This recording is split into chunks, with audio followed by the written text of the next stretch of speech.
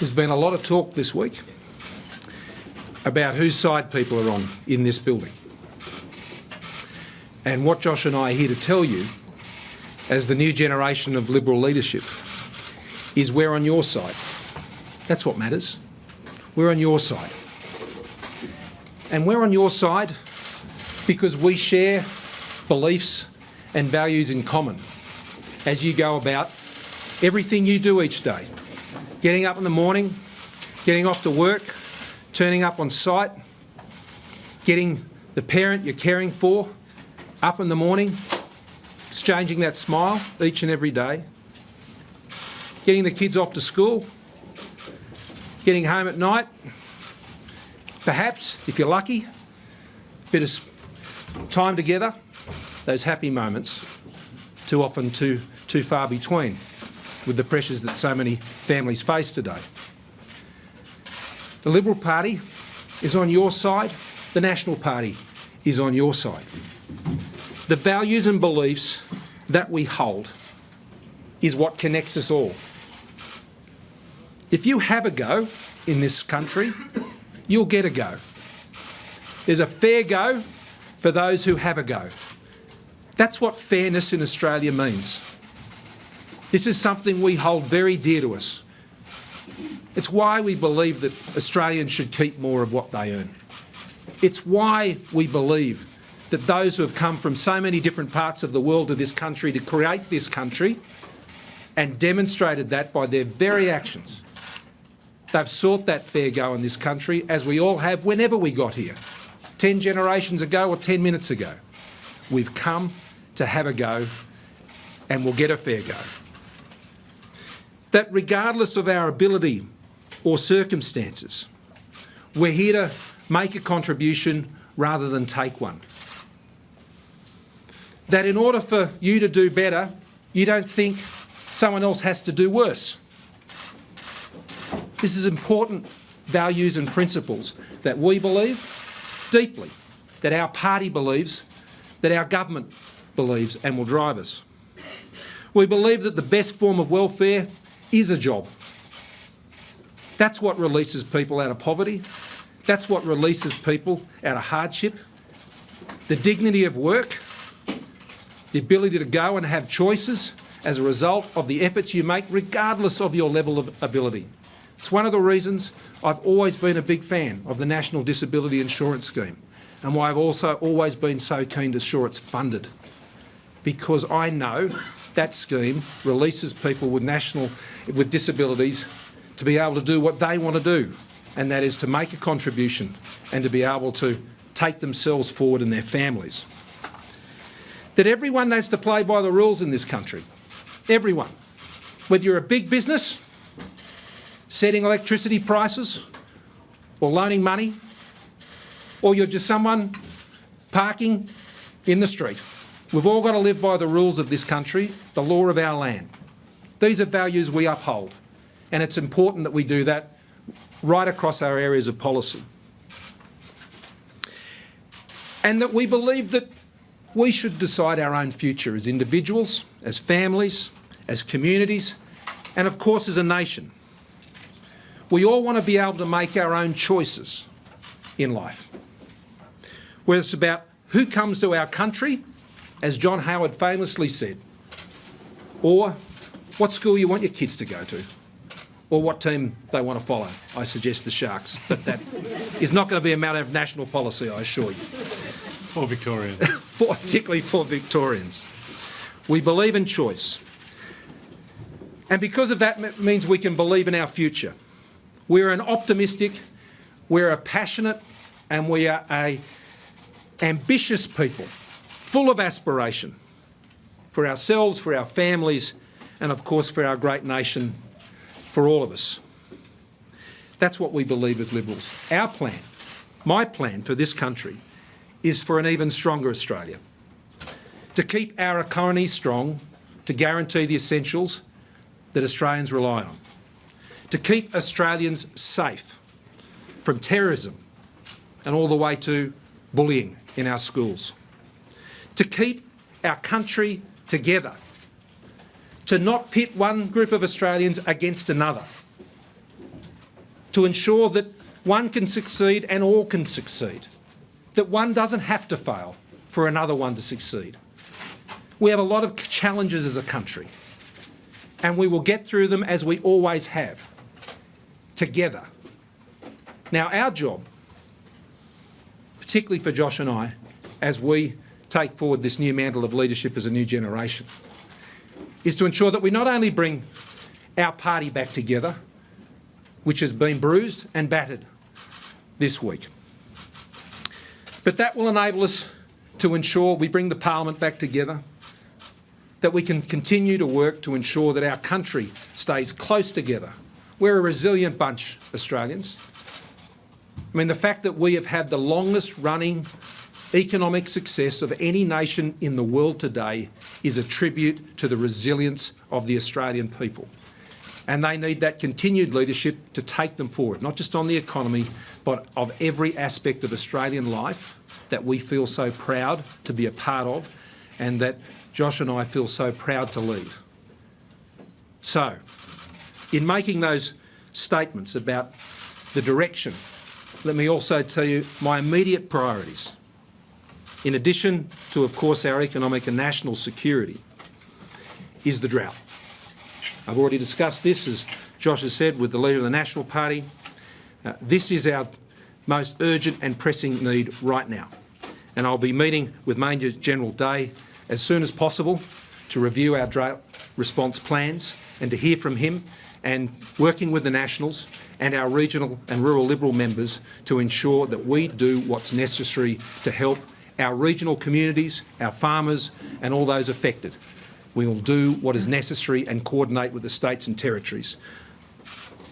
That will be my first focus, but there are many others, and I can take questions on that. Before I throw to Josh, let me say a few words about today also. I want to start by thanking, and he still is, the Prime Minister, Malcolm Turnbull. I've known Malcolm for a long time, as you know. He has been a dear friend. He has served his country in a noble and professional way. Josh and I have watched and worked with him as he has led our cabinet and the achievements we've been proud to serve with him as a government. Whether it's in the economy, whether it's in all the other areas that Malcolm has outlined today at his earlier press conference, he's a great Australian who's contributed a great deal to this country, and our party and our nation will be very grateful for his contribution. Also, I want to thank Julie Bishop, and I'm sure Josh will remark as well. She's been a rock star for the Liberal Party as a foreign minister and for Twitter and Facebook. She has been an amazing contributor and driver of foreign policy and an advocate for Liberal values from one end of this country to the other and one end of this world to the other. And we thank her for her service, and I'll be talking to her obviously about what role if she would like to play in the government that we will now seek to put together. I also want to thank Peter Dutton for the service that he has provided. I actually recommended him for the job as Minister for Immigration and Border Protection after I left it some years ago, and he has served faithfully in that role and Home Affairs, and I look forward, if he so chooses, for him to be playing a role in the government which I intend to lead. Finally, though, I want to thank Josh. I've worked with Josh for many years. We didn't run as a ticket today. That's not how it should be, in our view. We knew that each of us needed to seek a mandate in our own right to heal our party, to bring our nation together and go forward. And so he sought his, and I sought mine. Just turns out he voted for me and I voted for him. But that was an expression, I think, of a natural relationship between the two of us. We've got a lot of work to do. I wasn't planning to take too many questions today. We will deal with other policy matters and other issues, and of course I'm got further work to do with the National Party today before heading out to Yarralumla later this evening, and we'll be dealing with that then. I look forward to working with Michael McCormack and his entire team. Michael and I have known each other for a long time, and I look forward to a very productive relationship with the Nationals. And on that, I'll hand you over to Josh. Well, thanks very much, Prime Minister-elect. Firstly, a big thank you to Malcolm Turnbull and Julie Bishop for their outstanding contribution to the nation and to the party. It's been a tough few days, but their contribution will stand them in good stead and will be remembered fondly for years to come. The last week has been about us, and from here on, it's about the Australian people. I've been privileged to work with people from all walks of life, from Devonport to Townsville, from Perth to Parramatta. And what they expect from their government is to hear their concerns and to deliver for them jobs, reduced cost of living and economic and national security. So my message to the Australian people today is that we are here to serve you, and that every waking hour of the Morrison government will be spent delivering for the people of Australia. Mr. Morrison. Yes. Mr. Morrison, there's a lot of people out there are anxious about what's going to happen with the government. I know you haven't got details straight away, but do you envisage a major shift in any policy direction, economically or otherwise, on immigration? And are you prepared to keep key Conservatives in your cabinet as a healing gesture? Well, I'll be considering the formation of the ministry and the cabinet, of course, over the course of the weekend, and I'll have more to say about that.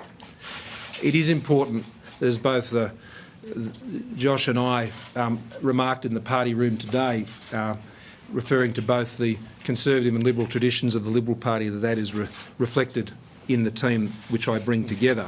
It's also important that we provide the stability of government, which we will be able to do. I think today what the party voted for was that stable choice moving to a new generation, and that means that we'll have a continuity, but there will be points of emphasis and direction that we'll be consulting with our cabinet on. I will run a cabinet government as like my predecessor, and I've been part of cabinet governments, and we will consult with our colleagues. We will listen to our colleagues on the backbench, on the outer ministry, those who work in the assistant ministry, and we have to work it as a team.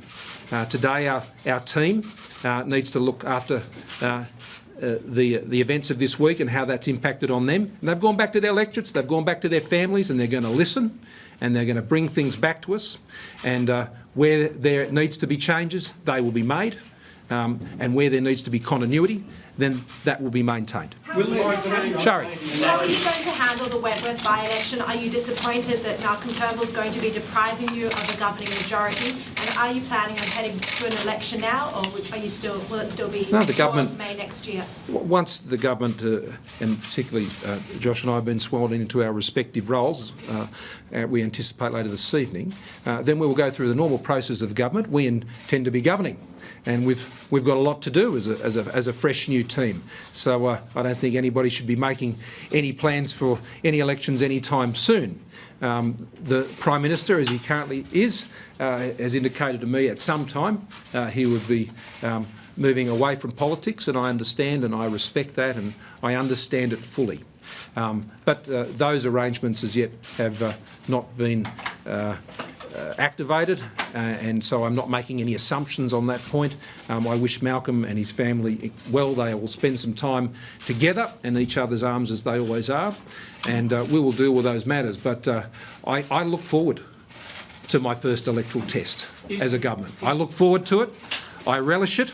And I know the beaches of Bronte pretty well, having grown up on them as a kid and played footy on the local fields, and I look forward to going back there and probably get to pop in and see Mum and Dad while I'm over there. Yeah. Treasurer, is the National Energy Guarantee, and perhaps Josh might care to answer this, that's still the government policy? Is it one of the areas you'll be looking at changing? And if this is the end of the Turnbull-Abbott era, is there any prospect of Tony Abbott joining your ministry? Look, all of these are going to matters of detail at this stage, Dennis, that I'm not going to go into, other than to say our government is going to put electricity prices down. We will put in place what we have said from the ACCC report, which is to provide the safety net on price. We will put the big stick to ensure that the big energy companies do the right thing by you, the customers, and we will ensure that we are backing in investment in new energy generation capacity. That's what we will be doing. Specific matters of policy and any changes in that area, I will consult with my new cabinet. Mr Morrison, in your own words, why did your party remove a sitting Prime Minister today? I think the Australian public would love to know, in your own words, why your party removed a sitting Prime Minister. Well, you're looking at two people who did not do that today and who were very loyal and committed to the government that we were privileged to form part of, as we had been previously under the former government. And we will provide the stability and the unity and the direction and the purpose that the Australian people expect of us as leaders, both of our party and as of our great nation. Mr Morrison, what are your other policy priorities apart from drought? Well, drought is the first thing I think I need to turn the attention to, but issues such as electricity prices, I mean, there is the continuation of consideration of that area. In healthcare, I am distressed by the challenge of chronic illness in this country and those who suffer from it, affordable medicines, aged care, Medicare, small and medium-sized businesses, and to ensure that we're continuing to deliver the encouragement and support to that enterprise ethic that exists across our economy. There's some key early priorities, but it really does come back to those three things. Keeping our economy strong, keeping Australians safe, and keeping Australians together. Okay, last question. Well, there are some outstanding issues from the previous government that we will continue to resolve and work through. And on that note, I think it's other things we've got to get to. We're forming a government. The work of government continues. I want to assure all Australians that those normal wheels are turning. We'll be swearing in the new government next week in terms of the ministry. And as I said, Josh and I in our respective roles. As the Treasurer, I wish him well with that task. It's a tough one, mate, I can assure you. Big shoes to fill. And I know you'll do a great job in it, and I look forward to working with you all in the future. Thank you all very much.